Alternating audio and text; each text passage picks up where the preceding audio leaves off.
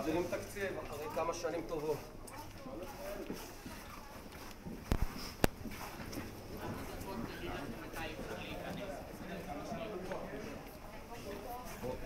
בוקר טוב.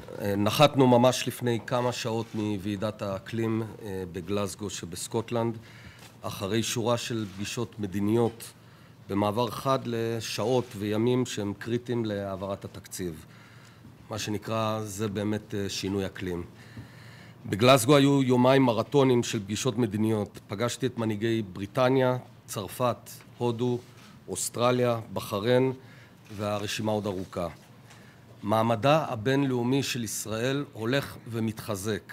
יש רצון של מדינות רבות וגם מפתיעות להתקרב אלינו ולשתף פעולה.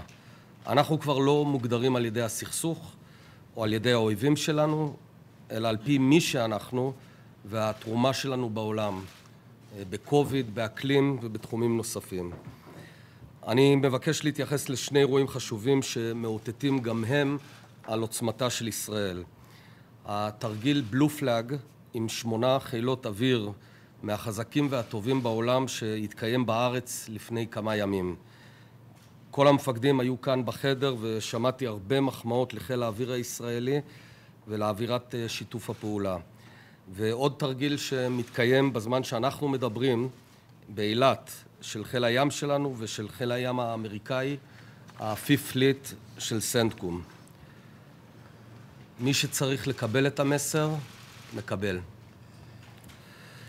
חבריי, צריך להתייחס להעברת התקציב כעל האתגר הגדול היחיד בימים הקרובים. זו המשימה, אנחנו צריכים לעמוד בה.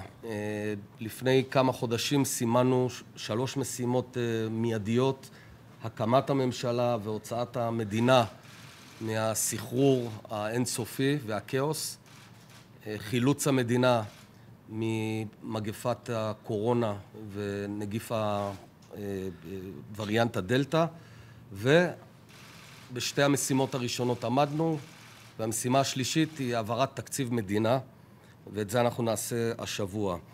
העברת התקציב משמעותה להבטיח את יציבות המדינה, שכל העסק הזה שנקרא מדינת ישראל יתפקד, שהכלכלה תצמח ותשגשג.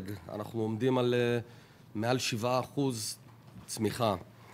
אנחנו מושכים את המדינה ליציבות, ויש מי שמושך אותה לבלגן, לכאוס, לעוד בחירות, לחוסר תפקוד.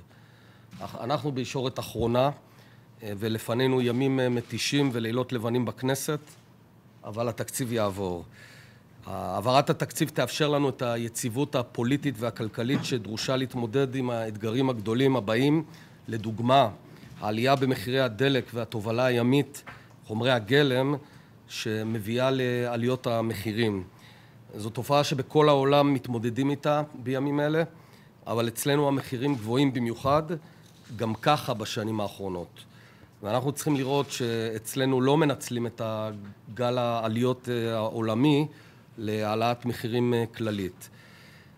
מה שאני מבקש מהשרים, מכולם בימים הקרובים, זה להתגייס, להסביר לציבור מול הקמפיינים, מול הפייק, את החשיבות בהעברת תקציב, כשהפעם האחרונה שהעבירו תקציב בישראל היה לפני 3.5 שנים, במרץ 18.